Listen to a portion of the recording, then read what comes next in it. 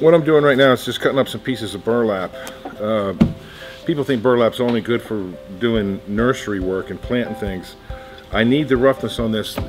What wood filler is roughly 8 pounds of pulverized crushed quartz. It's a stone.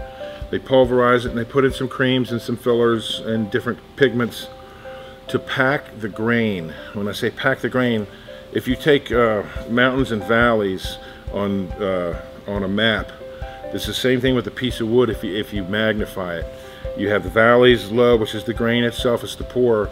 That's help wicks the water up to the leaves in the tree. Well, it creates a pore. When you have mahoganies or walnut, even oak, you need to fill the pores to get a closed grain finish. This is going to be a closed grain finish.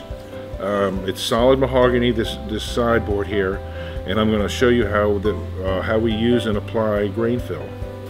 Okay, what I'm doing here is actually applying the grain fill. It's basically the consistency of pudding. The grain fill will go in a clockwise motion, a counterclockwise motion, in the shape of an X, and then we take it back off. The reason we do that, treat it just like a compass. You want to pack the grain pour itself, from the north, from the south, from the east, and from the west. If you don't go in a clockwise, counterclockwise in the shape of an X, most of the time you won't properly fill the grain, and it won't be a closed grain finish.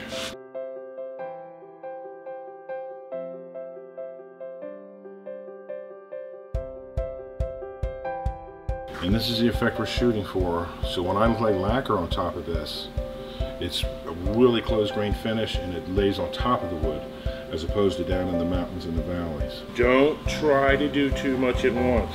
Do like a fifth, a fifth, a fifth, a fifth. Just go about it, and before you know it, you'll be halfway done or 3/4 done, and then you'll finish up on the very last one. Okay, what we have here is the end product from the other day when I grain filled the top. Grain filling again, making it a closed pour finish as opposed to an open finish. I used a little bit of aniline dye tint in my stain to tint the top to help match the rim and the rest of the piece. You can see here how it looks. It's almost all completely done. We're ready to go back to the client. It's grain filled and it's top coated in with clear. So if anything chips, it chips into the clear.